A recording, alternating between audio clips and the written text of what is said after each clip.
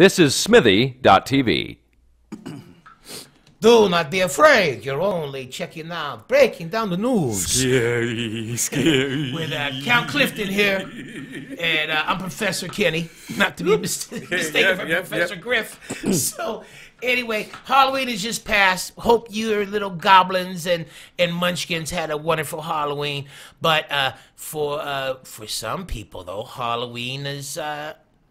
Dead, and it's the undead.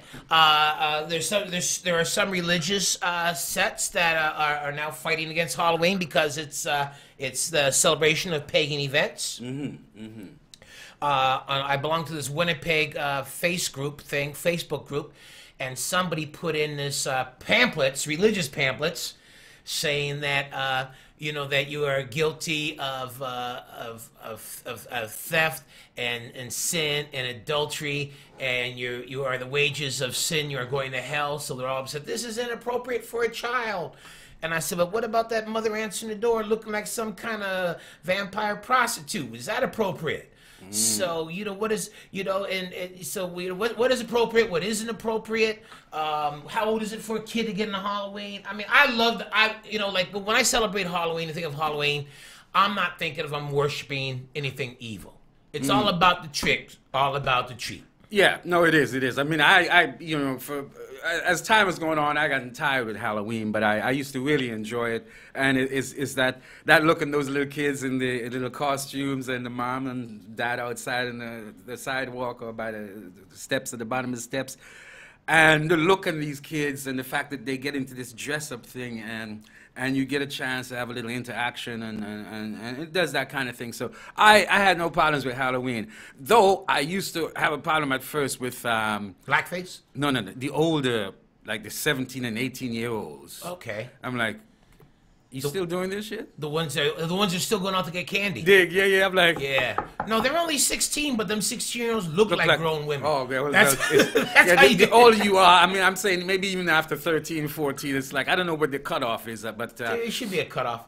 Yeah. But my ex, she fixed the cutoff a couple of years ago.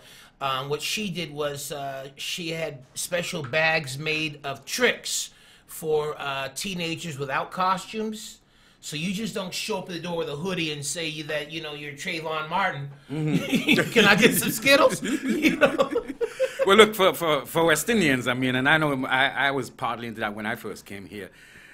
Some West Indian parents says, don't eat from nobody. Yeah. You don't know what they're putting in this candy. How you know it's not old candy they're buying from the dollar store? Well, that's where we get it. Candy expensive. So yeah, there are all of these caveats about fear of what other people will be doing to you, what kind of poisons they got in the thing. And I'm not talking that woman over there, and I'm not going to her house with you. So there are all kind of things that immigrants have to do if you come from a different culture in terms of things around food, health, interaction, children. Even the Day of the Dead, even the dead undead. I love the way the Mexicans get horrified. Oh yeah, somebody should. They take that shit very serious. But anyway, what the ex did was she made bags for the teenagers that didn't have costumes, and they were burnt homemade pumpkin seeds. Some popcorn. Is that a treat or? That's a trick for not having the costume. This is what you get. We always had too much stuff, so there was candy left over from Easter. So she put in old stale Easter candy, and then I think it might have been like a cough drop or something. I'm sure she just reached in the couch. She just found She sounded like she was a one-woman outfit saying, "Look, there's too much treats in this shit. I got to get some tricks back." It's like if you can't wear a costume, then you don't get good shit. But one thing that horrified her even more was we were living in Scarborough at the time, and we had these Indian families come up. So there'd be a little child, okay, in the pedal case, trick or treat, may have a costume, may not. Then the parent. I got a bag. I say, well, and then I look, and the grandmother got a bag. Not one costume. Not one costume. And I'm sitting there, and the ex going, what the hell are they supposed to be? And I say, they coming as new Canadians. Because, you know, and what are you going to do? You going to tell someone's grandmother can't get no Hershey bar? Right? But I'm saying, but this, it was all up in Scarborough. Them new Canadians said this night, the white folks give away candy, and everybody had a pillowcase. The grandmother couldn't even come up the stairs, had a pillowcase. 3 generations. I'd give him some. Yes. Give him a dirty look is what I want to give him. Give him. You know? If there's free that's coming out, they say in the Caribbean, don't go with your empty hand, rent a truck. You know what I mean? Well, they did. We got candies for the year. You know? This is why I love this country too, Kenny, for some of those. Because we're so damn generous and liberal. No. You put different cultures together, and sometimes you don't need, the funniest shit will happen. Oh, you know, but I'm telling you. And I'm sure that those older folks didn't have A clue. Yeah, They just didn't give a damn what you thought. No. Just give me what you're giving stuff. Do I get a box of dots? But I love the idea of costumes, and I must say, even in my neighborhood, I don't see as many people passing through, as many children passing through. Right. I don't see them dressing up as much as they used to, and so it hasn't meant the same. I mean, I don't see the crowds coming through. I don't see the fervor around it. And it still happens on a bigger level, you know, where people go to parties and the older children go to parties and people have their dress up. And the adults all have the Adults do slutty their nurse's thing. outfit. But I like Halloween. I mean, I remember one time there was a Halloween party and me and my man saying, "What's Halloween bullshit, man? And you got costume? No, I ain't got costume. You know what? I got 2 straw hats. Come on. We're going to buy, went and bought two pistols, 2 plastic pistols. Well, in your neighborhood, that's just regular Friday night collections. and we bought 2 big-ass Cuban cigars. We're Cuban revolutionaries.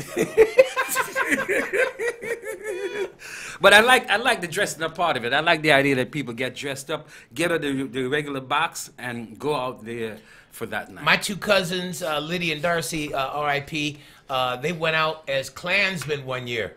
And they thought it was so funny. They had their sheets on, and they went out. Then they went to somebody's house. They went to different parties, and then when they of course, it was back in Winnipeg, and they take off their mask, and everybody laugh, and you know. And I was still kind of like, y'all need to read Malcolm X, you know. But it's like it's like fuck you in your book, Kenny. It's Halloween, you know. Plus, here's what Halloween you were mentioning a little bit earlier. We can delve into it now, but Halloween has also become, in some ways, Kenny, the anti-Black History Month. Yep. So also the Native American month, because how many, you know, can you go as a different minority group? Yeah. So we get used to, in the case of black folks, you get used to all of these folks who will be going after blackface. Yeah. It seems to be one of the most popular costumes, if you will, out there. Do we need to still be outraged and horrified and offended and insulted, or we just need to say this is what it is? Well, you know, you never lose a sense of outrage, but you say to yourself, well, look, after how many times can you get outraged? Right, and you know you'd be calling them all kind of nasty. And how many times do you think someone should get fired? Yeah. So what happens for your own sanity? You say, "Fuck it, go ahead, blackface yourself up. You want to do some blackface yourself I up. hope it don't come off. Dig, yeah, exactly. Black that face up. You know, or now Native Americans are very upset over, you know, the Pocahontas outfits, and you know, and then the Mexicans with the sombrero, and you know, look like some extras in a Clint Eastwood Italian Western, which they play the part of Mexicans. And of course the little boo-boo that Walmart got into with the children's Israeli soldier uniforms. No, I didn't hear about that. Yeah, but Walmart got into it. They had to pull them. They were selling Israeli army uniform for young kids. How do they know it's Israeli? They said it. They said Israeli on the back. Yeah, in the package, yeah. So they had to pull off. So what was it different from regular army uniform? No, it's just some people saying, well... Why's it got to be Israeli? And no, militarizing. You're militarizing. Okay. And this is what... But everything they sell in Walmart's camouflaged. They do have a lot of those, yeah. They got everything. Camouflage nighties. You know, so in case you don't want to find the coochie, but you still want you to hit it, you know, they got everything camouflage. Camouflage jammies, camouflage underwear. Walmart is camouflage. So that is militarization. They got us in. In fact, I talked about this to an audience that did not care about this 15 years ago. Even before 9/11, they started selling all the kids at school wearing camouflage clothes. They were getting us prepared to have our children in a state of military uniforms for years to come. They were getting them programmed. And then at the school that my son went to, there was these they were brown children wearing different camouflage stripes, and I said, well, that don't look like any ally. And I said, where you get that from? I got you. So I said, that don't look like our team camouflage. That look like Al Qaeda camouflage. So I told my son, always watch where that boy put his lunch down. You see him put his lunch where it don't. You notify a teacher. Said, go get Officer Slam to make him get his. So I love the idea of dressing up.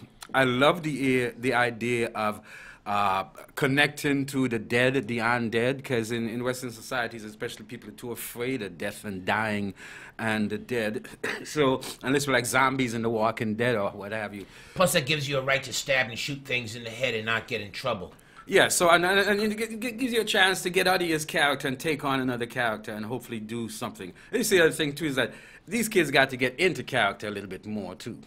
If you're as a tiger, I want to hear you growl. I want to see you take down that kid dressed as a bunny. Make 2 tiger moves for me or something. Do something. So maybe that's part of the reason it's dying too. That the kids coming through just got the costume on and ain't got the acting. Oh, in the old days, like when I was little, they made you do some Halloween shit. Of course, you should say, do a dance. You know what I mean? Give me a growl. You're an Indian. Dance like an Indian for me, and you got. Count Dracula, bite me on this here, baby. Let's hear you say, "Do not be afraid." Yes.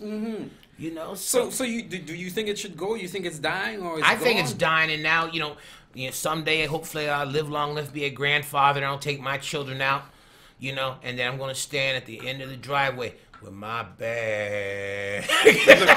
Businesses won't let it die. It's one of those things that will never die, can it? The only thing spent more than Halloween is Christmas in North America. What do you do with that costume the next day? You're not really keeping that for next year, right? Because I like to see them girls that got picked up at a party making it home the next day in their walk of shame costumes. That's always good. When you see better still, if it's like afternoon of November 1, and you look and you go, damn, so, you let me guess, you got some candy from Cosby and just woke up.